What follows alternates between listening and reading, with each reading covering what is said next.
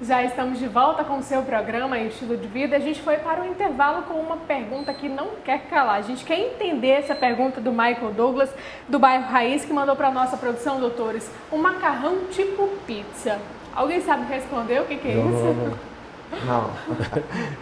Interessou também a gente. Né? A gente estava até observando, né? Pensando se era o formato do macarrão ou se era o molho, né? O sabor. O sabor, né? Que não tem militos tipo pizza, salgadinho tipo pizza, então pode ser o sabor, né, doutora Augusto? Também. O preparo. Inclusive, já vem uma pergunta falando sobre isso, sobre o molho, por exemplo. O Natan Negreiros, de Rio Branco, Acre, mandou pra gente assim: qual a forma mais saudável de preparar o molho branco sem usar ingredientes com alto teor de sódio? Gosto contigo. Então, né, o alto teor de sódio a gente já tem que eliminar aí, com certeza, né, o queijo, né? Que as preparações, a maioria das vezes, principalmente para bolonhesa, macarronada, essas coisas, as pessoas utilizam muito queijo. Então, o sódio, né, é presente no queijo para manter ali o queijo com aquele sabor, né? O que dá realmente o sabor nos alimentos é o sódio, tanto em altas quantidades quanto em pouca quantidade. Mas isso aí, com certeza, deverá tirar primeiramente o queijo. E que tipo de queijo, por exemplo, a gente pode utilizar que seria o mais saudável? Hoje como o doutor acabou de falar agora, a indústria ela já se prepara para isso aí. Né? Existem alguns queijos no supermercado, como vou ressaltar mais uma vez, é importante a gente ler ali o que está escrito na nomenclatura do produto. Com certeza hoje existem queijos que eles têm menos teor de sódio, né? Menos gorduras, com queijos ali praticamente artesanais, que tem um valor mais elevado, mas ali tem menos quantidade de produtos, né? Que fazem com que o produto se torne mais calórico, mais gorduroso e a quantidade de sódio bem alterada. A gente tem vários tipos de molhos, né? Inclusive o molho branco, o molho vermelho, tem o molho rosé, uma infinidade de molhos, inclusive até mesmo para salada, hoje que a gente encontra com facilidade, né? Tem o macarrão alho e óleo. O que seria o mais ideal para ser menos prejudicial à saúde, doutor? Menos ingredientes. Né, que desse um sabor ao macarrão, sem o acréscimo de extrato de tomate industrializado, nesses casos que tem no mercado hoje, que são muito ricos em corante e em sódio. Né? Hoje o que importa não é o glúten, o que importa é o produto com maior quantidade de fibras, menos gorduras, menos açúcar e menos sódio. Isso que é o que interessa para a gente hoje com relação à alimentação.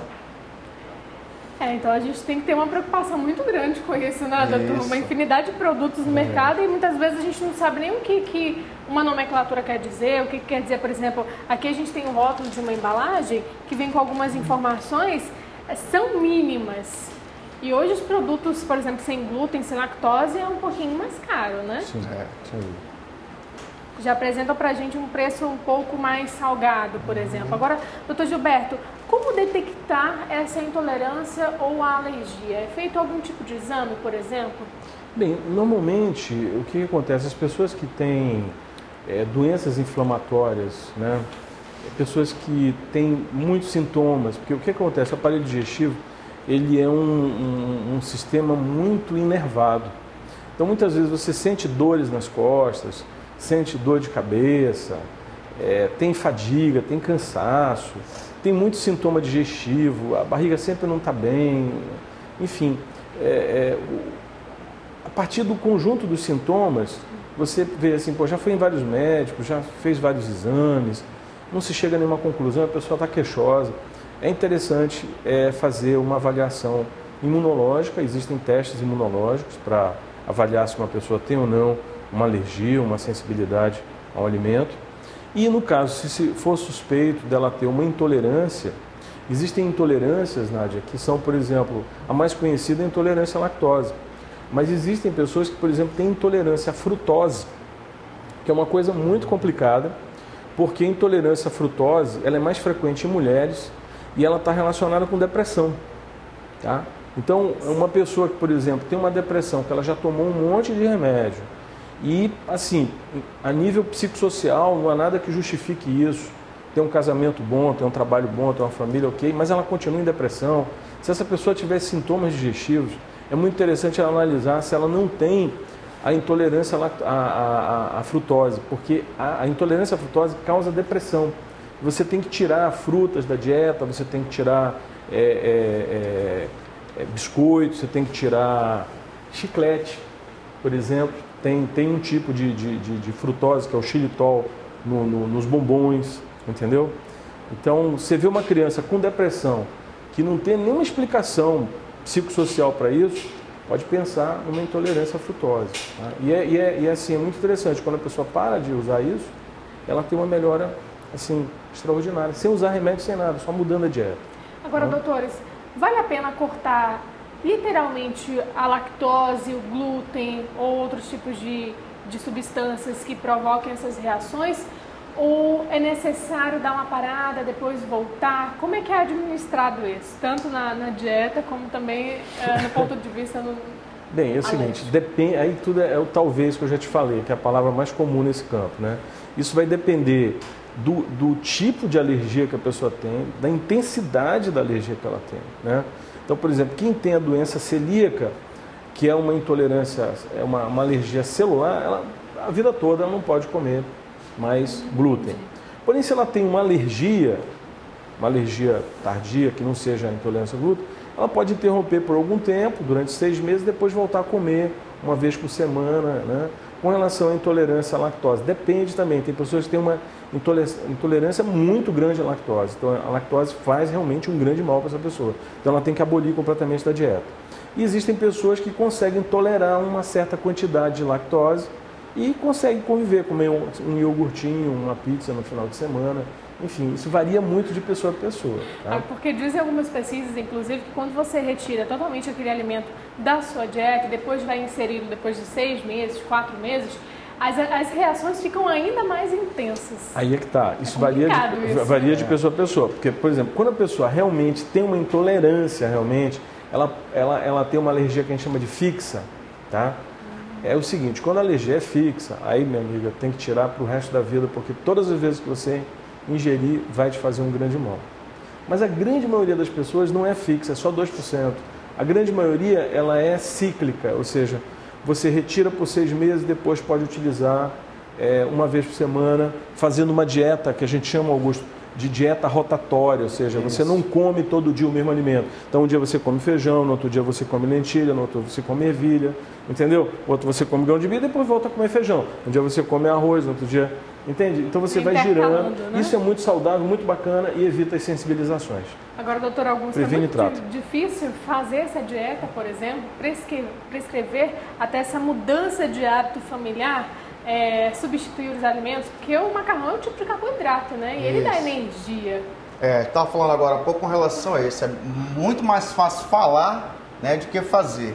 Elaborar nem tanto, porque os profissionais da área já treinam bastante com relação a isso e já conseguem.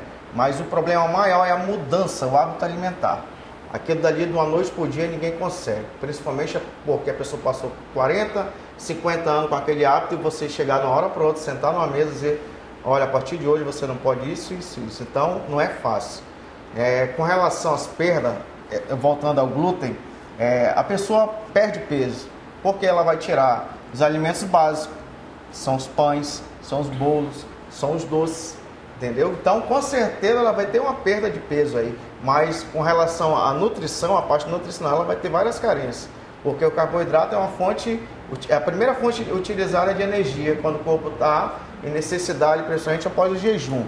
Né? Seria mais fácil, nesses casos aí, com relação à saúde, não falando de intolerância ao glúten, você retirar a gordura e os doces dos alimentos. Você, com certeza, vai diminuir o peso, que não vai ter a retenção de líquido também por causa do sódio, né, ali, e vai diminuir a gordura, porque a gordura, quando você ingere um alimento, o que acontece? Aquela gordura ali que não vai ser absorvida, que é em excesso, além de ela causar um mal para você, ela vai procurar estacionar em algum local do seu corpo, e vão ficar principalmente na parte abdominal, né, é essa parte da cintura onde incomoda a maioria das pessoas. Então, por isso que é interessante a perda de peso, manter a saúde em dias, reduzir os alimentos ricos em gordura, sódio e açúcar, dando valor aos alimentos que têm a quantidade maior de fibras. Doutor, a gente inclusive ficou de responder aquela pergunta sobre a quantidade, né? Para as crianças, por exemplo, a partir de 2 anos. Qual seria a quantidade de macarrão de massas que ela deveria comer? O que acontece? O adulto, em média, de 100 a 150 gramas. Né? A criança, né, de 2 anos de idade, com certeza menos da metade de um adulto. Né? Cerca aí de 30, 40 gramas, né, em cru. Aí quando vai para o preparo já tem algum ingrediente que a mãe coloca, voltando a ressaltar que seja aquela alimentação com macarrão feita da forma caseira, sem a introdução de produtos industrializados, porque nessa fase aí é muito perigoso, a criança não está adaptada, o intestino ali, a forma dele é a partir dos 12 meses. Né? Então até os 24 meses, aos 2 anos, você deverá respeitar para não ter um excesso ali, até ocasionar ou precocitar algum tipo de problema em causa das alergias.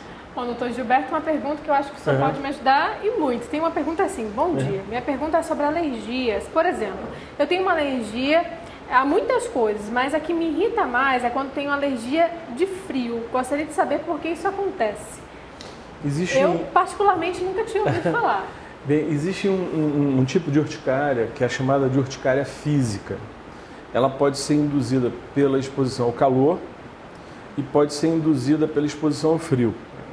Nas duas situações, as temperaturas extremas, elas fazem com que o sistema imunológico, que já está engatilhado para ter uma reação imunológica, com o evento da diferença da temperatura, no caso o choque térmico, ou seja para o calor, ou seja para o frio, faz com que esse mecanismo que já está engatilhado, ele seja acionado. Então é muito comum você ver, por exemplo, em regiões no extremo sul, você vê na época do verão, as pessoas terem urticária na época do verão, porque o calor faz com que elas apresentem aquela urticária que já... O mecanismo já estava ali, né? Mas assim, o calor acaba desencadeando. Um gatilho, né? Em alguns indivíduos, isso acontece com o frio. Essa urticária ao frio, particularmente, ela tem uma variante muito perigosa, tá? Que é a seguinte: as pessoas que têm essa variante perigosa, elas têm que tomar muito cuidado em tomar banho em cachoeiras, em tomar banho em mares frios, tá? Porque o que acontece? A reação do corpo, ela pode ser tão intensa que a pessoa pode ter uma queda da pressão. Então ela pode ter uma síncope, porque ela tem uma vasodilatação. O sangue que está dentro do corpo passa todo para a pele, a pessoa fica toda vermelha e o coração da pessoa não consegue bombear sangue para o cérebro, para o coração, a pessoa pode ter uma síncope e pode morrer. Então é muito cuidado quem tem reação de urticária a frio em ir para a cachoeira, né? Ou então ir para um local muito frio. Geralmente não acontece no ar frio, porque a gente usa roupa para se proteger. Acontece geralmente quando a pessoa mergulha numa água, numa temperatura muito fria. Graças a Deus não é muito comum, é raro, mas quando isso acontece é uma coisa bem complicada de se tratar.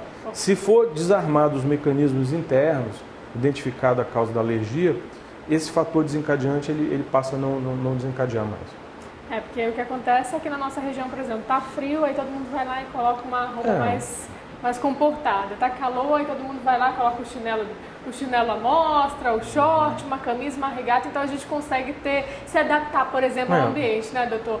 Agora nós vamos dar uma breve pausa aqui no nosso bate-papo, mas nós vamos para um rápido intervalo. Daqui a pouquinho a gente volta. Se você não participou, esse é o momento para enviar a sua pergunta. Tá acabando o nosso programa, o WhatsApp está aí no seu vídeo. É rapidinho, a gente volta já.